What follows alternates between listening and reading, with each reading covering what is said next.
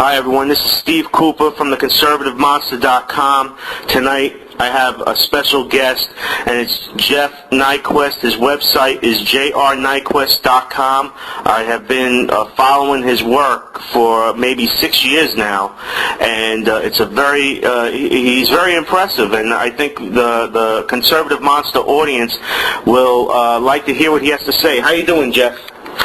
I'm doing fine, Steve. It's a Sunday night, and the weather's sunny here in cloudy Northern California. Nice. Okay. You know what I wanted to ask you? You did an article today, or I read it today, about the plane crash with the Polish president, and it was just excellent, well written. I put the link on my website, The Conservative Monster. So now. Did you hear that this morning I emailed you, I didn't know if you got the update, that Fox News reported that Russia changed their story, that now they're claiming that only the plane tried to land once, not 4 times like previously reported. What's your thoughts on that? Yeah, well, of course, anybody that was following it from sources in Eastern Europe saw that they changed the story within 24 hours. They were changing the story. Right.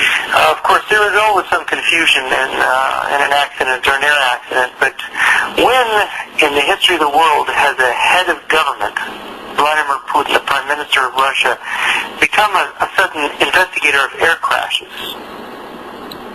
What makes him an expert to investigate this? And how come the Polish, at the site, the Polish weren't invited in to share the investigation of the crash? And, these details of, one of the stories coming out of Russia is that there was radar equipment brought in for the landing of other people at this airport. And that the radar equipment was not there when the Polish president comes in. And there's various other twists and turns on this story, but as a Polish friend of mine said, who knew most of the people on that plane, he said, "I just cannot believe it was an accident," because when you realize who was on that plane, most of the anti-communist, anti-Kremlin leadership of Poland, the top people who have been active and dedicated and have moral leadership,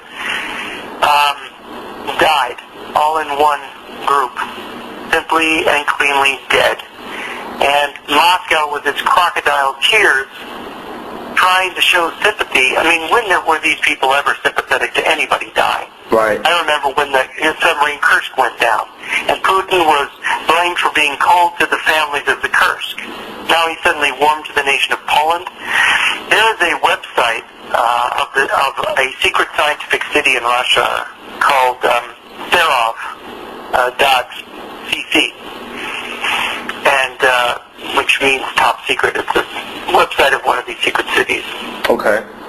And at this website, within 2 or 3 hours of the crash in Poland, you had a kind of rejoicing at the death of Russia's enemy, the president of Poland, President Kaczynski, that this is what should happen to all of Russia's enemies.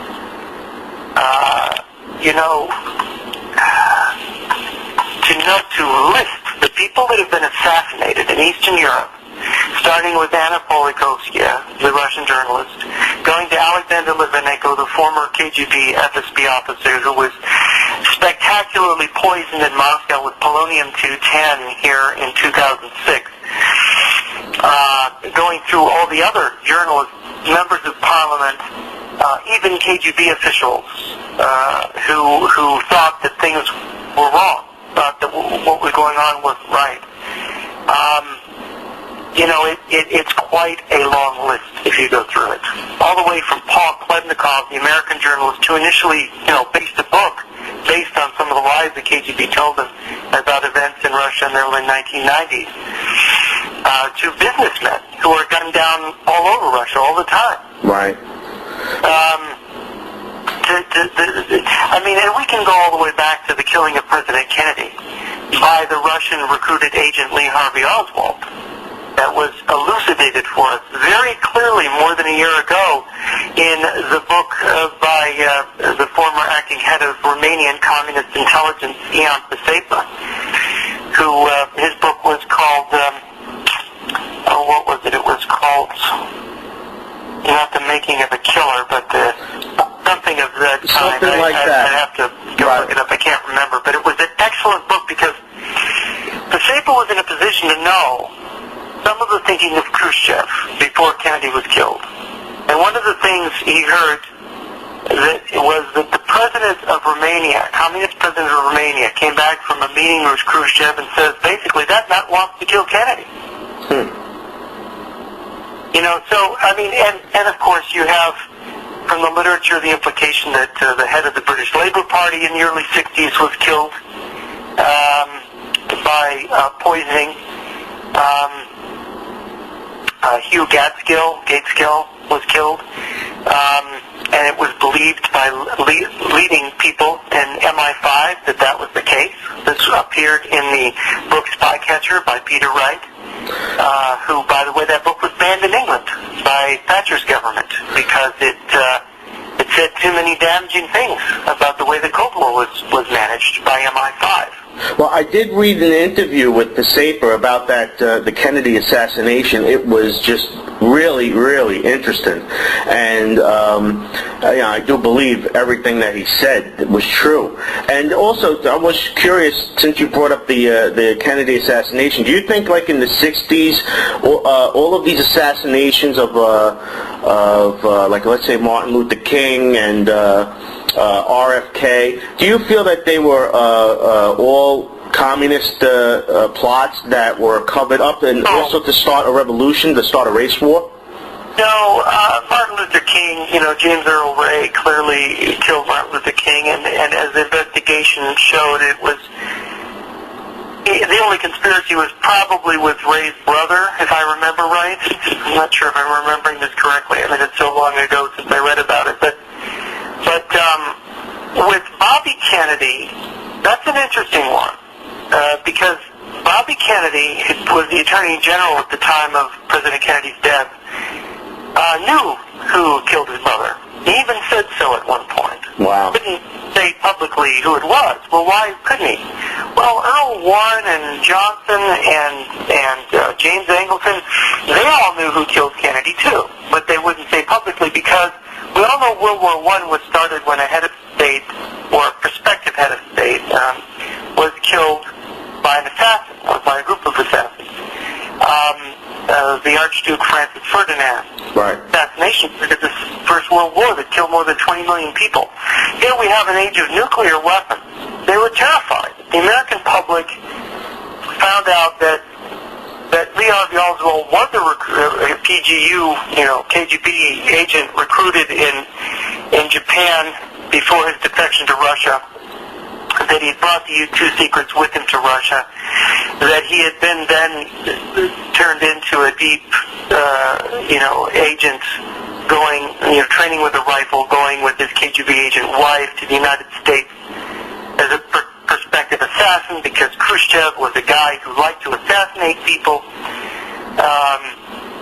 and that what happened, according to Pasepa, was that he thinks because Khrushchev got caught, assassinating people in Central Europe, that he was exposed in this trial in Germany, that he tried to call Oswald off, but Oswald, being a fanatical communist, wouldn't be called off. Right. Decided to hit Kennedy anyway. That's sort of the version that Pasepa's analysis is so good. It is so close and carefully done. And in fact, I can share with the readers that through my contacts in the former Czechoslovakia, there was some information that actually confirms some of the suppositions made in that book by Pasepa. He was very interested to learn that. And so what I would say is that there's this assassination business is nothing new. And airplane accidents, car accidents, unusual asymptomatic diseases, nuclear poisoning. I mean, it wasn't just Litvinenko that was poisoned with radiation. It was Kokolov. I forget his first name. He was poisoned 40 or so years ago by the Russian Secret Services with radiation. He lost all his hair, but miraculously survived a period of radiation sickness, unlike Litvinenko. Right. So it's these things go on. You know, who knows how many people have died over the years that they didn't know what it was that killed them. Well, you mentioned in your article Anatoly Golitsyn, the KGB defector. I mean, he's been a wealth of information that has basically